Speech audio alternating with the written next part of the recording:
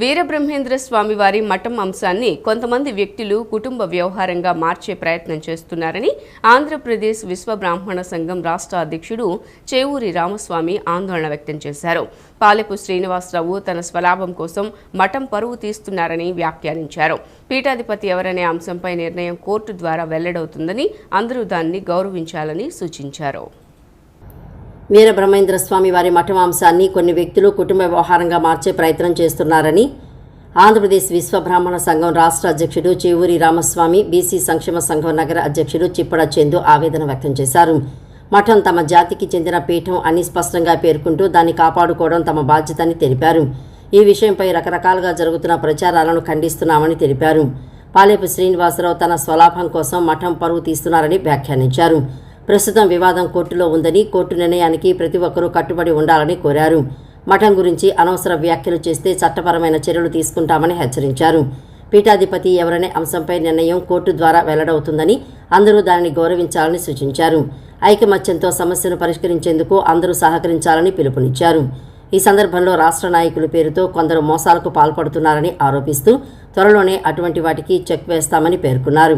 అలాగే కూటమి ప్రభుత్వం జనాభా దామాషా ప్రకారం విశ్వ బ్రాహ్మణ సామాజిక వర్గానికి నిధులు, విధులు, పదవుల్లో న్యాయం చేయాలని కోరారు.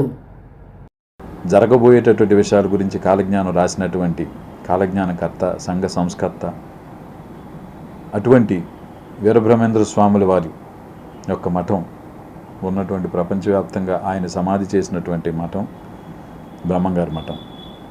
మాకున్నటువంటి పీఠం అదే. కాబట్టి ఆ పీఠాన్ని కాపాడుకోవటం అనేటటువంటి విషయంలో తప్పకుండా జాతి యావత్తు కూడా ఏకకంఠంతో ఉన్నది. అందరూ కూడా ఐకమత్యంగానే ఉన్నారు ఆ విషయంలో. అయితే దీన్ని ఒక కుటుంబ విషయంగా చేసి, ఇది ఒక జాతికి సంబంధించినటువంటి విషయం, గుర్తుపెట్టుకోండి. ఇది ఒక జాతికి సంబంధించినటువంటి విషయం, ఒక జాతి పరువుకు సంబంధించినటువంటి విషయం, ఒక జాతి ప్రతిష్టకు సంబంధించినటువంటి విషయం, అలాగే జాతి మనుగడకు సంబంధించినటువంటి విషయం. కాబట్టి దీన్ని ఒక కుటుంబ సమస్యగా చేసి, కుటుంబంలో ఏ తగాదాలు వచ్చినాయి, కుటుంబంలో ఏమనుకున్నారు, కుటుంబంలో ఏం చేసుకున్నారు అనేటటువంటి విషయాల గురించి సంబంధం లేనటువంటి విషయాల్లో ఎవరు తలదూర్చొద్దు. ఇది ఆల్రెడీ కోర్టులో ఉన్న విషయం. కోర్టు వారు ఏ విధమైనటువంటి తీర్పునిస్తే దాన్ని మనం శిరసాహించవలసిన అవసరం. గవర్నమెంట్ వారు సిట్ పర్సన్ని ఏర్పాటు చేసి మఠం అభివృద్ధి ఎక్కడా కూడా తగ్గకుండా వారి కార్యక్రమాలు ముందు చేసుకుంటా పోతా ఈ మఠాధిపతి వ్యవహారం కోర్టులో వేయడం జరిగింది.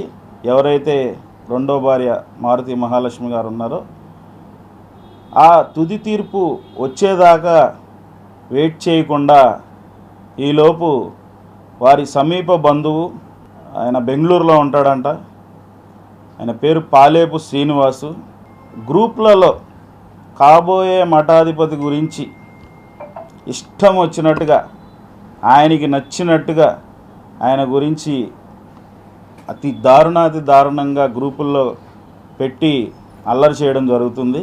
ఏదైతే తుది నిర్ణయం జరిగిద్దో న్యాయస్థానం నుంచి, ఆ తుది నిర్ణయం వచ్చే వరకు ప్రతి ఒక్కళ్ళు వెయిట్ చేయండి.